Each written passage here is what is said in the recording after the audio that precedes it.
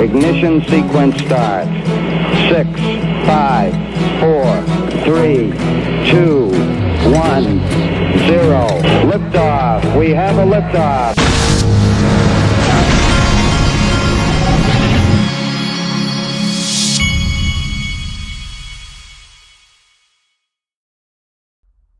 Hey everybody, this is the Digital Asset Investor, and I just got my new cup of coffee here. Okay, I wanted to start this out. This was just a thought that I had last night. I was trying to think of all of the really good things that were coming for crypto, and I kind of just tweeted this out. Bitcoin ETF, SEC versus Ripple settlement, flare drop, Ethereum 2.0, banks opening crypto custody, hold on tight. We know that all of those things are, well, there's only maybe one. Bitcoin ETF is in the air. The Ripple SEC settlement is in the air. Flare drop's coming for sure. Ethereum 2.0 is coming for sure. Ethereum competitors are coming for sure. Banks opening crypto custody is coming for sure. But any one of these things or a combination of them are coming or could come at any moment. And that's exciting. This industry, all the skies are blue as far as what's ahead. Now that doesn't mean there won't be blips on the radar screen. No market goes up in a straight line. But okay, so we've got an XRP that's kind of stabilized at $1. The whole market's up 1.6 trillion. And then here's a dark defender update. As we expected yesterday, XRP hovering around $1.06. You know the target's above. As soon as here is broken, I'm just taking the updates on the same chart since we are following the lines and no need to update path. And so here he's got yesterday, watch out for $1.06 area where XRP sits below now. Road to $1.31 after here's broken, you see the above. So road to $1.31, and then he's got somewhere around 215 is where he sees this going in the maybe short term, I guess. Then yesterday Joker said XRP bull market starts at $3. He says XLM bull market starts at $1. Both are exciting. Let me go back and look. I didn't even look to see what XLM was right now. Okay, it's at 39 cents. I think I saw it at 40 or 41 cents either this morning or last night. So, okay. And then Crypto Crusader. Let me see if I follow Crypto Crusader. I don't, but I do now. They finally fixed it, and then they've changed it. Remember the other day, Brad Garlinghouse had pointed out to CNBC after they interviewed him that they had it wrong, and it's actually XRP. They fixed it. I'm sure they'll change it back to Ripple before it's over. Then we had this. We had Mike Novogratz with this other guy on Squawk Box this morning, and they're talking about an NFT. For those of you that remember when Lou Gehrig retired and he got, I don't know what they called it at the time, Lou Gehrig's disease, but when he was retiring, he gave us a teary-eyed speech, and they're turning that speech into an NFT. Listen to this. Me that you're getting involved with this, Ruben, because you got all the sports paraphernalia ready. Novogratz, welcome. Can you tell us about Candy and this Lou Gehrig's thing? How much if you buy an NFT of that speech, luckiest guy in the world speech, what is that going to go for? And it goes to charity, but what do you think that goes for? Do you know, Mike? What would your estimate be? You know, we'll see. Listen, this is what I want to stress is we're not even in the first inning. Like the national anthem hasn't even been played in the NFT market. And so our plan here is to launch this Lou Gehrig speech. We'll drift out a few other pretty exciting NFTs over the time and then launch fully in the fall. I wonder what they're going to pay in gas fees to get that speech, Mike. You know, the market's been hyped up. It's come off a little bit, but iconic things I think are going to continue to hold value. And Lou Gehrig's speech is one of the most iconic things in baseball. No, I agree with him that these iconic NFTs. Now, you may ask, if you don't understand the NFT thing yet, you may ask, well, I can go watch that speech anytime I want. Well, here's where in my opinion, here's where the value is going to come in on these things. These things, if they're endorsed by whoever owns the rights to them, that, and you can see right here, NFT, digital version of a certificate of authenticity. See, if you can buy an NFT with that speech, And then when you buy the NFT with that speech, the digital signature tells you that it came where it originated. And if it originated, whoever owns the rights to that speech, I don't know. But wherever it originated, whether that's the MLB owner owning the rights or Lou Gehrig's family, whatever it is, that's how this thing has value to me. That's how I could put it on my wall in a digital format, show it to people that come to my house and say, yeah, I bought this. This came, whoever owns the rights, the Lou Gehrig family. That's what gives it its value to me. But I got some bad news for Mike Novogratz, the Ethereum loving Mike Novogratz. Somebody's coming for you. This is from the other day. Tokenization will be a key pillar of the developers working to enable Internet of Value. Building upon existing standards, we're excited to contribute our proposal for enhanced NFT support on the XRP ledger. We shall see. Okay, probably the most important tweet that I saw yesterday was this one. Rob Licker sent it to me. Jeremy Hogan, a little secret of the U.S. court system, not even 10% of cases can be tried. Judges are always pressuring lawyers to settle because the truth is the system would collapse if more cases had to be tried. There simply aren't enough resources. True for both civil and criminal cases. And he's retweeting an excellent tweet from Stefan Huber. 96% of all SEC cases are settled before trial, 60% before litigation, and 90% in discovery, which is, I think we're still in discovery on the Ripple case. You think this weak case is an exception and belongs to the 4% that end in a trial? Please elaborate. He makes an extremely good point there, folks. Most of these things end in settlement, and this one's a ridiculous case on its face. Okay, XRP, you amaze me, copied me in on this. As I learned from my dad, nothing happens until JP Morgan and Goldman Sachs are positioned. Seems that this top of mind May 21, 2021 doc from Goldman Sachs spells it out.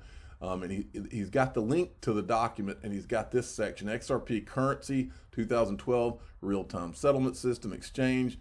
A network of servers validates transactions through a custom consensus algorithm. Okay, now, so I decided that I wanted to go through this document a little more because, look, I have made it a point.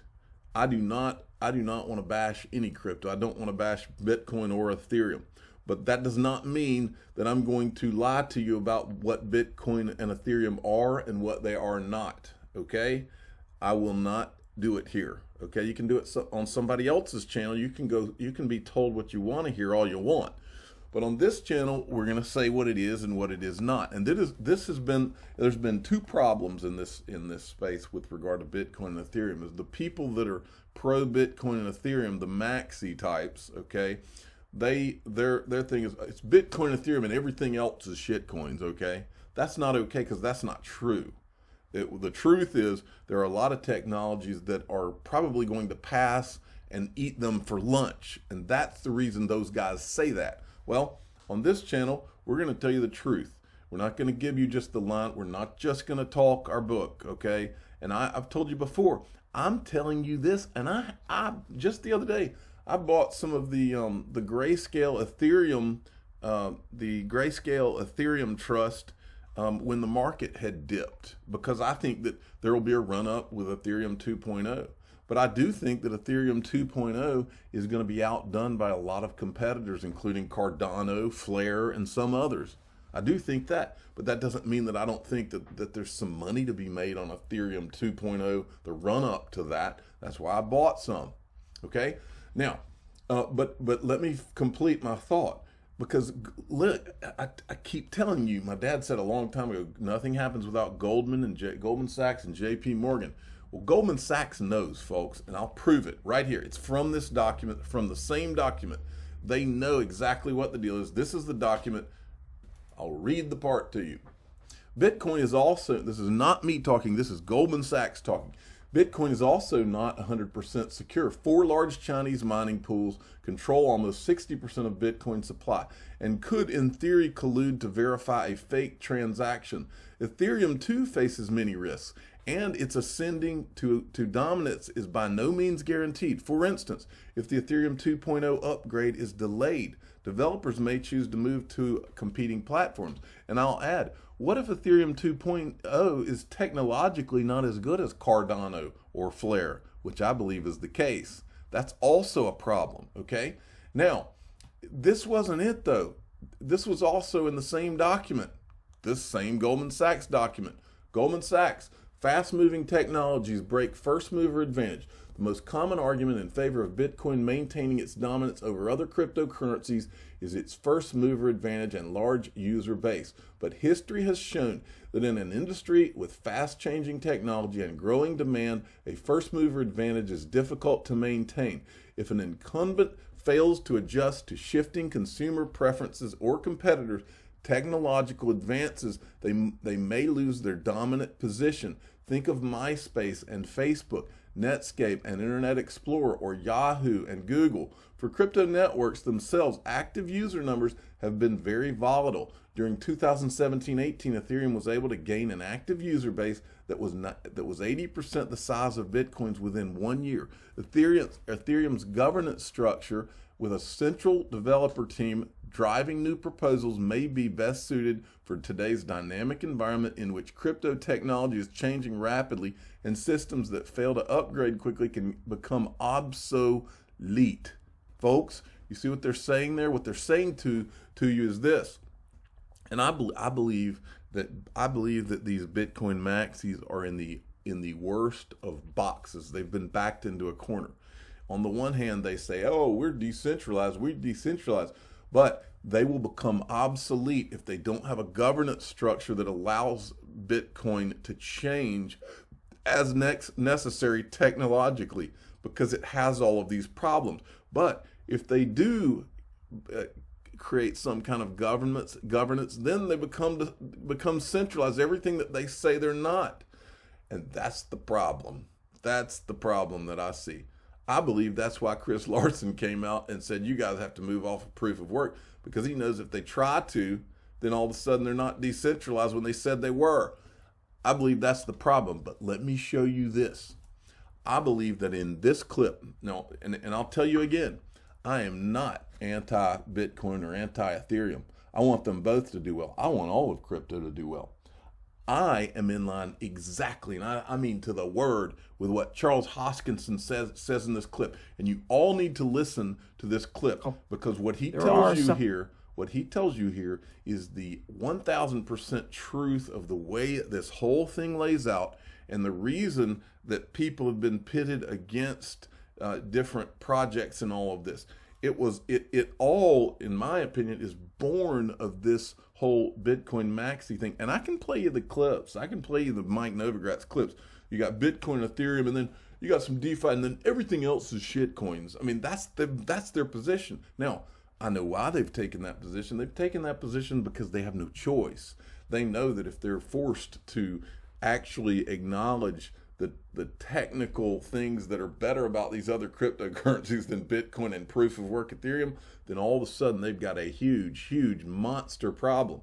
Listen to what Charles Hoskinson says. He's 1000% right. I'm totally in line with what he says here. There are some bigger critics, no larger than the Bitcoin maximalists. And I have a bizarre love-hate relationship with that ecosystem. On one hand, I fully acknowledge, and most of my competitors do not, that none of us would be here if not for Bitcoin. And Bitcoin was a necessary step in changing the mindset of the entire world to pay attention to ideas that had been percolating for decades but had never gained traction. This is why I call Bitcoin the most important innovation of the 21st century. Beyond that of the internet. It created a global awakening that we need new money, finance needs to be programmable, and we need different relationships with identity, value, and governance. And that's fair. But that doesn't mean that Bitcoin is the end-all, be-all. No more than the steam engine proving that mechanical labor was far better than human labor, launching the Industrial Revolution, excused the steam engine's terrible downsides and the demand to replace it with something far better. So when we look to the future, we say that Bitcoin should be replaced or upgraded so that it's no longer an ecological, environmental catastrophe. It should be replaced or upgraded to something better so that it actually can be competitive with throughput, settlement times, cost of operation, programmability, governance. And yes, they absolutely need a governance system. The fact that the ecosystem can't evolve means that the governance system is not working properly. They can put their fingers in their ears and say this is a feature, not a bug. And somehow, despite these things, all other things will die. Everyone else is a scam. And they, only the holy anointed ones who were lucky enough to be in the right place at the right time, will win. And everyone else will lose. It's madness, it's a cult, and it is a road to nowhere. And it wouldn't bother me so much if not for the fact that I get bombarded and every single other altcoin gets bombarded with the same tired tropes. Scam coin, shit coin. 10 years of progress, of science, of engineering for our industry as a whole. But apparently none of these maximalists want for a moment to believe that perhaps there's something better than the steam engine. Perhaps you don't have to spend more electricity than an entire country to be able to accomplish the same thing. That is madness. Yet that's where they're at. And they try to indoctrinate people and turn people against each other and make people hate each other. Exactamundo. It's madness, folks. What you just heard is complete and utter reasonableness. And there's not any reasonableness when you're trying to back up something that is broken and doesn't work, proof of work, and you try to pretend like those problems don't exist. It's going to be there whether you like it or not. And so I don't bash Bitcoin or Ethereum proof of work for the sake of it.